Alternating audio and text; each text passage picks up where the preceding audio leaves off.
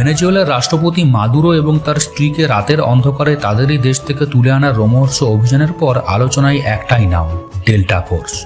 America তথা গোটা বিশ্বের মধ্যে সবথেকে শক্তিশালী সৈন্যবাহিনী হলো এই আমেরিকার ডেল্টা ফোর্স। চলুন আজ শুনে নেওয়া যাক এই ডেল্টা ফোর্সের সম্পর্কে কিছু অজানা তথ্য। যদিও এই বাহিনী সম্পর্কে অধিকাংশ তথ্যই কঠোর গোপন রাখা হয়, তাও জানা যায় প্রতি 10,000 জন মার্কিন সৈন্যের মধ্যে মাত্র একজনকে বেছে নেওয়া হয় ডেল্টা ফোর্সের জন্য। শারীরিক সক্ষমতার সঙ্গে সঙ্গে দুর্ধর্ষ মানসিক শক্তিরও পরীক্ষা দিতে হয় এই বাহিনীতে যুক্ত হওয়ার জন্য।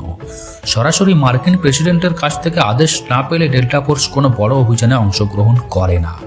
মূলত 4টি স্কোয়াড্রনে প্রায় 2000 জন কর্মী রয়েছে এই ফোর্সে। তবে এই বাহিনীর নির্দিষ্ট কোনো ইউনিফর্ম নেই বলেই জানা যায়। নিজের শরীরে 45 কেজি ওজন নিয়ে নির্ধারিত সময়ের মধ্যে 40 মাইল পর্যন্ত দৌড়তে পারে আমেরিকার ডেল্টা ফোর্স।